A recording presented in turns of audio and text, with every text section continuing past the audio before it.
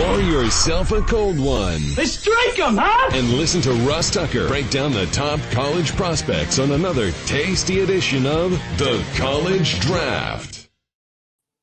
Yeah, it is Daddy Soda time here on the College Draft podcast presented by our awesome patrons. Patreon.com/RT Media. You want to see my power rankings? You want to see all the bets we make on the Even Money podcast? I can even get our guy Sham to put the bets we make here so you don't have to write them down. We'll put those up on our private Slack channel for Tuckheads. Patreon.com/RT Media. I'm Ross Tucker, former NFL offensive lineman, 5 teams, 7 years, bunch of podcasts now. Just finished up recording the Power Rankings Tuesday on the Ross Tucker Football Podcast.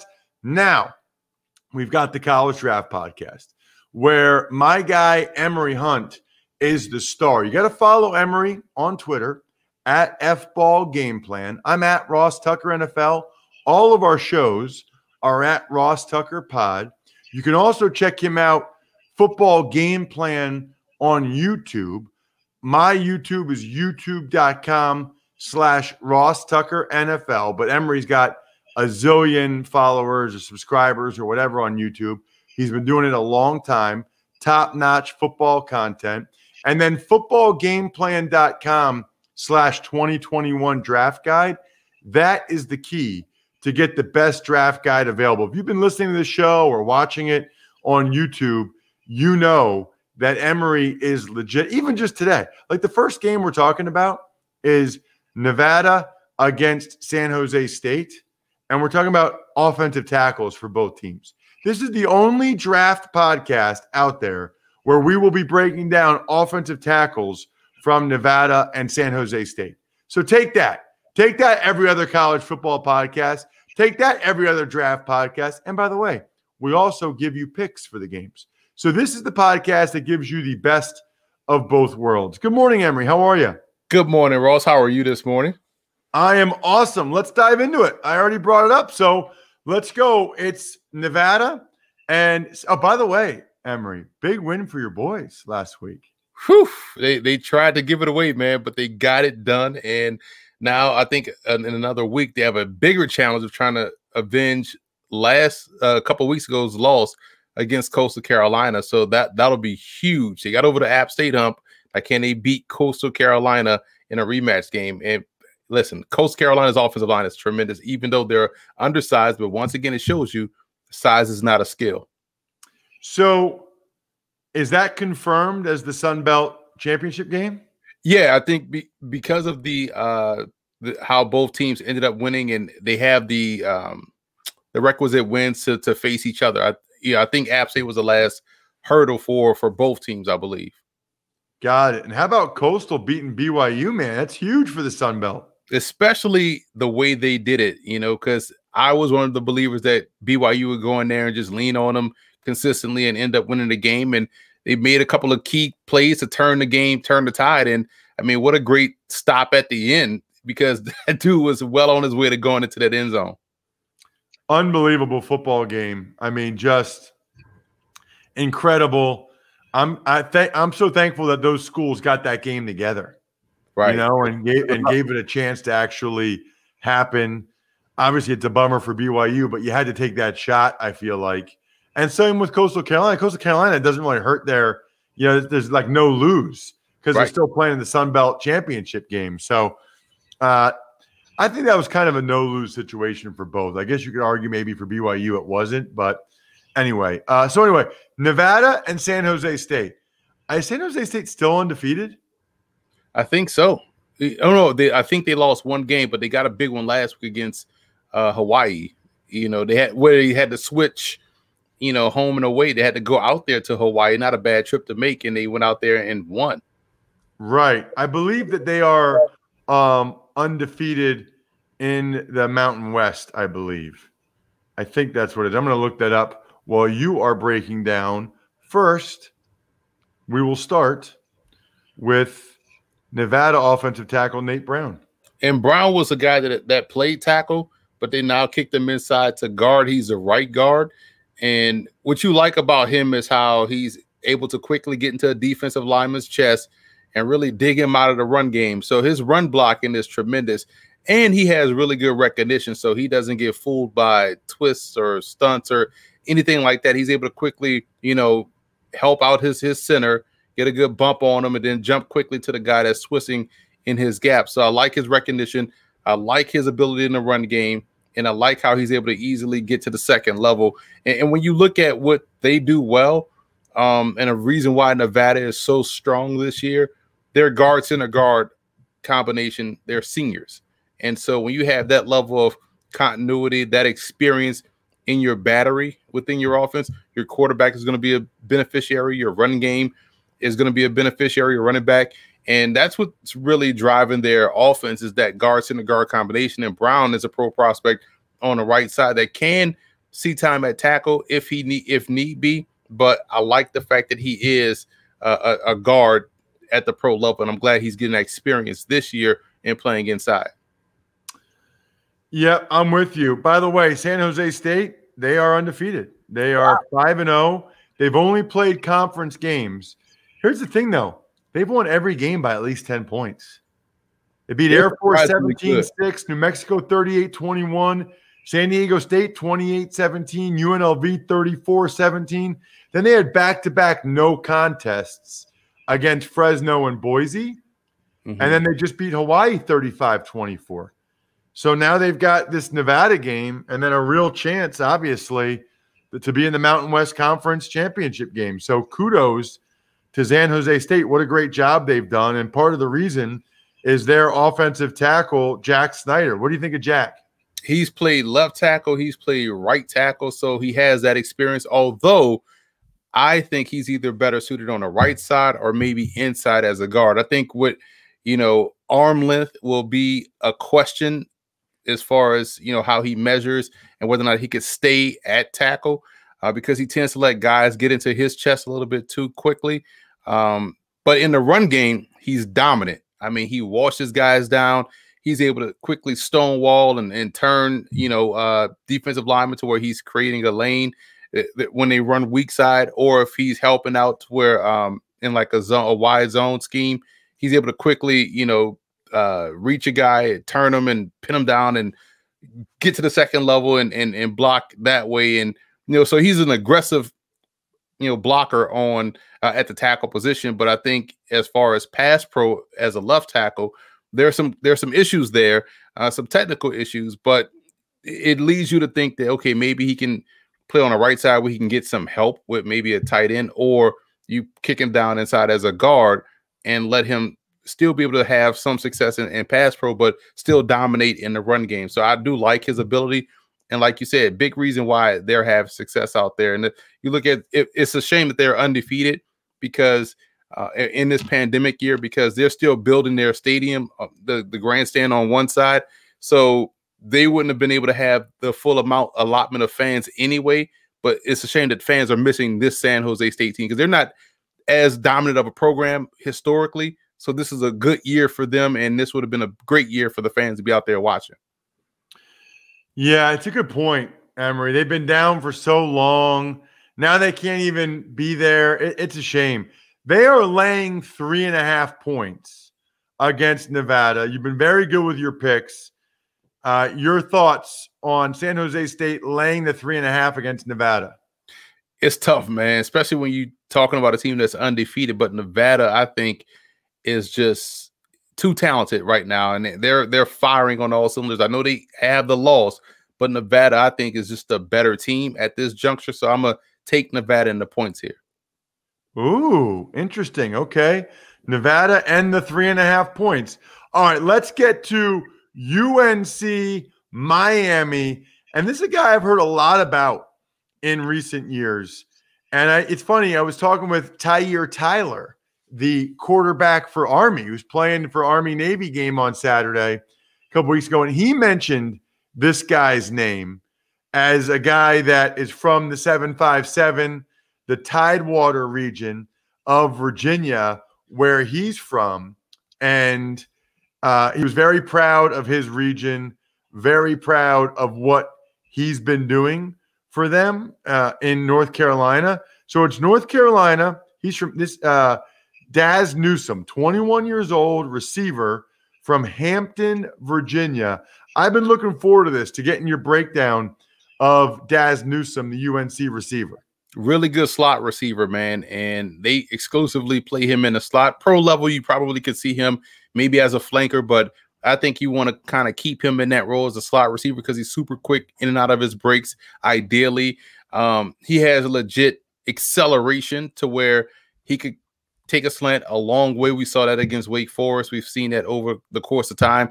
You run him on those wheel routes, and he can easily burn past defensive backs, but you want him in space. I think he can, if you want to see him on the outside, maybe as a flanker at the next level, he's going to have to get a little bit stronger, thicken out his frame a little bit. He's a little light, even though they say 190, it's probably 185, but he could probably get to 195 and not lose explosiveness and quickness. But he's a slot guy, and he's going to be big in his game because how dominant he is on the interior, it gives you opportunities on the outside to where those guys will have to really step up because a lot of the focus will be on stopping Newsome.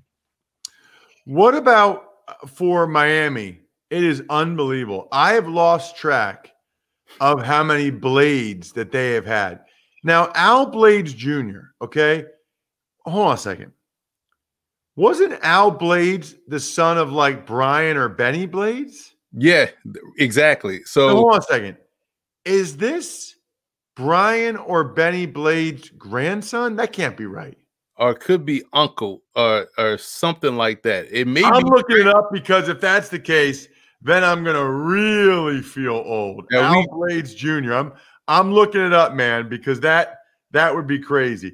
His uncle's Brian Blades. Okay. Because his dad was Al Blades. Uncles are Benny and Brian. So okay, that makes me feel a little bit better.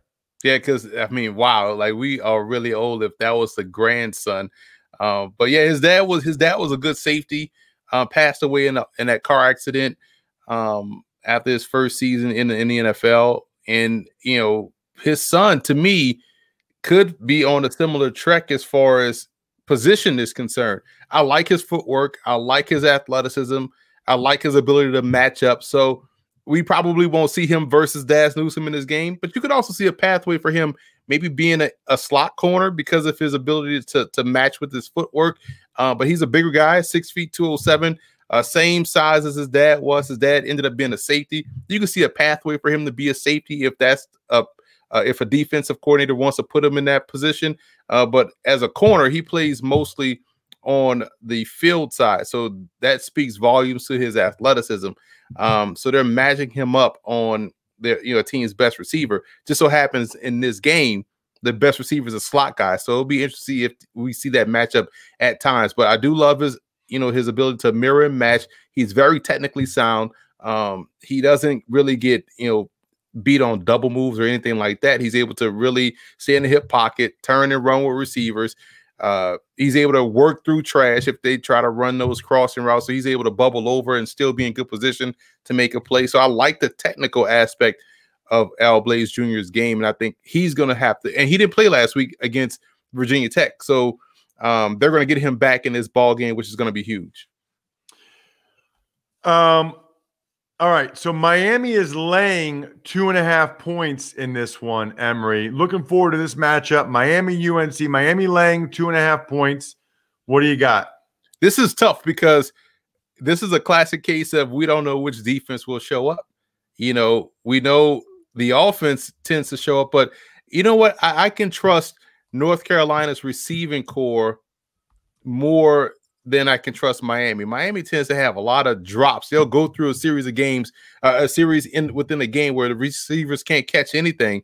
But we don't see that from North Carolina. We know their offense will come ready to play. We just don't know if their defense will show up. And Miami's defense you have to find out the day of the game whether or not they want to play or not. So I'm going to go North Carolina here and take them in the points. Got it. Emory goes with UNC plus 2.5 points on the DraftKings Sportsbook app. Speaking of DraftKings, by the way, they're kicking off the season of giving. DraftKings has new promotions and odds boosts every day this week. Football teams are in the hunt to secure their place in the playoffs. College basketball season's going on. We got it all. DraftKings Sportsbook is giving all new players the chance to earn a sign-up bonus up to $1,000 when signing up using promo code Ross. Endless ways for you to bet, make the games more entertaining if you'd like. You can just take Emory's picks here on the College Draft Podcast, go directly to the DraftKings Sportsbook app because that's where we're telling you the lines are from. The best thing is, for those of you that maybe use other things in the past, DraftKings is safe, reliable, secure, making it easy for you to deposit and withdraw your money at your convenience. Download the top-rated DraftKings Sportsbook app now. Use promo code Ross when you sign up and get up to $1,000. That's code Ross to get a deposit bonus up to $1,000. Limited time, only at DraftKings Sportsbook. Must be 21 or older, New Jersey or PA only. Bonus comprised of a first deposit bonus. Deposit bonus requires 25 times playthrough. Restrictions apply. See DraftKings.com/sportsbook for details. Gambling problem, call 1-800-GAMBLER. All right, Emory, we shall move on. The game I will be calling for Westwood 1, the game, Army, Navy, from West Point. Army 6.5-point favorites. Let's start with Army linebacker John Radigan, who never really played till this year and has come out of nowhere, Emory, to be awesome this season. Yeah, every time you look up, he's making a game-changing play, man. I feel like, he's their version of what Troy Reeder has been for the Rams. I think he's an inside backer, a guy that can, does a solid job in coverage. I've seen him carry a slot receiver down the seam. I've seen him do that, and I've seen him be impactful in the run game. And so obviously it's going to be all about the run game in this matchup versus Navy. But I think as a pro prospect, and now with the rules changed, hopefully it stays that way because we've seen it change, then go back to the old form. Now it changed again to where guys that have a pro, career can, play the pro career, and that could be their service as opposed to, doing a 2-year commitment before going off to the NFL. So I do think he will have a shot, but he's more of your inside backer. You think about Troy Reeder, you think about maybe a Blake Martinez. I like him more so in coverage than as a blitzing type inside backer. So he does have some value at the next level, but I'm interested to see how impactful in the run game, at the point of attack, he's going to be or have to be in this game against Navy. Yeah, so it should be noted, the guy he was behind the last 3 years, Cole Christensen, was a 2-time captain and is on the Chargers active roster right now. There are 2 guys from Army's defense last year, Elijah Riley and Cole Christensen, that are on NFL rosters, I believe, right now. At least they were at some point this season. The thing is Radigan was good on special teams before this year. So he's good on special teams, and he's very good in coverage. He has a really nice feel for coverage. He gets his hands on a lot of balls, interceptions, which is more important than the run stuff. Mm-hmm. I think you're right. I think he's done enough this year that he deserves a shot, Emory. What about for Navy, their fullback, Nelson Smith? Now, he's a leading rusher, and they use a lot of backs because that's what they do. They run the football. But what I like about Nelson is the fact that he's the more explosive of the B-backs that they have. So if you are not where you're supposed to be, he has the ability to hit the home run because he's 5'9", 213.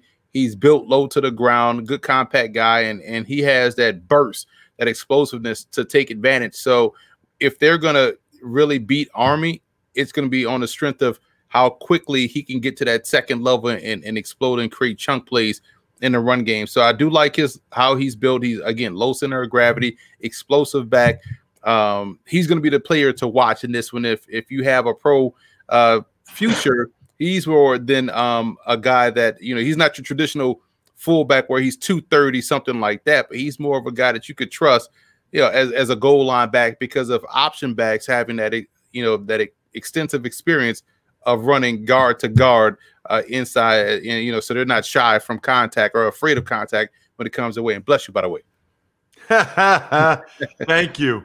I'll say this too, Emory, while you watch the game, if everybody watching the game Saturday, I think Army has a pro prospect fullback in Sandon McCoy.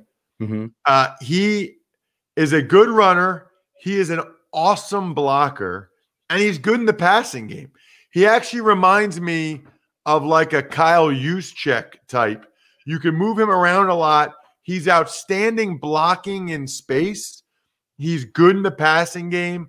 He's a physical, really good short yardage goal line runner. I think people should absolutely consider Sandon McCoy a pro prospect as well. Army's favored by 6.5, Emory. Who do you like in this one? Laying those points with Army. When Navy is good, their defense is good. They can match up on the perimeter. They play good alley defense, and they fly to the football going east and west. But right now, Navy just is not that good defensively. So I think Army will take advantage and get the win by 7 points. All right. Last game, we've got a matchup in the American, Cincinnati and Tulsa. Man, Tulsa's good, and they're getting 12.5 points. That just goes to show you how the Cincinnati Bearcats are regarded by the folks at DraftKings, laying 12.5. And correct me if I'm wrong, I think, are these teams going to play back-to-back weeks? They will. So be interesting to see how much they show each other in this game. That is really interesting. Well, for Cincinnati, they're still trying to go to the college football playoffs. So they gotta pull out all the stops and win convincingly, right? Yeah, they got to win both games convincingly, but then it could be a gift and a curse because, oh, well, if they beat them twice, well, how good is Tulsa? You know what I'm saying? It's a sad situation that they find themselves in. It's a good point, Emory. Really good point. Let's start with Cincinnati safety James Wiggins. Former corner turned safety, really good alley defender. They play him on the short side of the field, so he's still coming back from an ACL injury, so I believe next year we'll get to see the full explosion of athleticism that we saw prior to him suffering the ACL last year in the beginning of 2019. But he still has those good corner instincts playing safety, so he's able to cover in the alley if you want him to be a cover guy. So I like him more as a combo safety. He takes really good angles to the ball, those cornerback angles to the ball, and he's active around the football. So I like him as a combo prospect in this draft. I think he's going to continue to get better because, again, I've had that ACL injury multiple times. It really takes 2 years to get back the comfort, the confidence, and the explosiveness in that knee and in your speed the second time around, as opposed to your first year coming back from it. Emory, you tore your ACL twice? Once in high school in '96, and in college, which ended my career my redshirt freshman year. Same knee. I didn't know that, man. Yeah, so I have the experience. I was 185 when I tore my ACL in high school. I was playing more of a receiver running back role.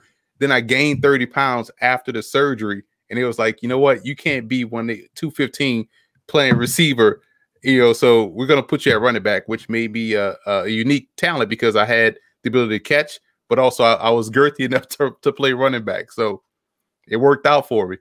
Wow, that's interesting. I didn't know that. And then you tore it again and you were done. I was done. Yeah, doctors, I couldn't get clearance to go to play again. Doctors was like, your knee is kind of not stable. It's funny, when I got there, they were checking my left knee and said, this knee is loose. It's as tough as, and they were like, this is the one you had surgery on, correct? I know it's the right one. They were like, oh, I was like, damn. I guess I was on borrowed time anyway. So yeah, really. What about Tulsa outside linebacker Xavier Collins? I heard a lot about this dude. All I know is I saw him wreck a dude for Navy last week. Exactly. He is a physical monster. Everybody likens his game to Anthony Barr, which is a great comp. And he does a great deal of things on both ends of defense. We saw him make a game-ending pick six against Tulane in overtime, where he just really robbed the football and brought it all the way back. Just a fluid athlete. You could drop him in coverage. You could see him rush the passer. He's outstanding versus the outside run. He's comfortable playing in space. He's just a freak athlete that is also a fantastic football player. So to me, he's a first-round pick. And he's one that's going to test well. But when you see him test well, don't think of him as a combine guy.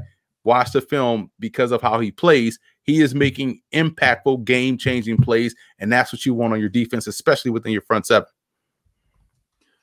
Love it. Yeah, I mean, I've watched enough of that dude this year to know he can play.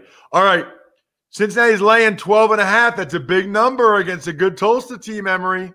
Yeah, and I'm taking Tulsa in the points here. Not saying that Tulsa can beat Cincinnati, but 12.5 does seem like a lot in a game that definitely means a lot to Cincinnati, but means a lot to Tulsa, because if they could beat Cincinnati twice, that puts them in the conversation. Hey, maybe we deserve to be in that college football playoff. But I think this will be a tight game, especially because both teams are playing each other the following week. They're not going to show a lot, so they're going to keep this close to the vest, and it's going to be like high school football. Okay, here's what we do well. Let's go out there and do what we do well against this team. And then in the second game, we'll see all the crazy adjustments and nuance in the play calling. But right now, it's going to be like high school football, our best versus your best, our best plays versus your best plays, and let's see who wins. Yeah, I don't know. I mean, Cincinnati's going all out. Tulsa, I'll be curious to see how they play it. I really will, because they want a championship. You know, like they want to win the next week. So that is a fascinating. I think I'd probably lay the points with Cincinnati, because I think Cincinnati is going all out, and I'm not sure Tulsa is. I think Tulsa might hold a couple of things back. So that'll be an awesome game. This was an awesome episode. It always is. Please check out Emory at FBall Game Plan on Twitter, Football Game Plan on YouTube, footballgameplan.com/2021 draft guide. Look, this guy knows everything about everything. It's absolutely unbelievable. I don't know anybody that watches more college football tape than Emory. And we've been getting a lot of good feedback from you guys, emails, YouTube comments. We had a guy, Larry Langston, was commenting on YouTube last week. Emory, he knew the Arkansas defensive lineman whose name escaped you. It was like McKelvin Tim or something like that. Jim, yeah, McKelvin Jim. Yeah. He remembered that. So I just love it. I love the engagement. People are enjoying the show, enjoying your bets, enjoying the prospects. It's awesome. But right now, the keg is kicked. We're all tapped out. Thanks for listening to the College Draft Podcast. Make sure to also subscribe to the Ross Tucker Football Podcast, Fantasy Feast, Even Money, and The Business of Sports. All availavailable at Apple Podcasts, rosstucker.com, or wherever podcasts can be found.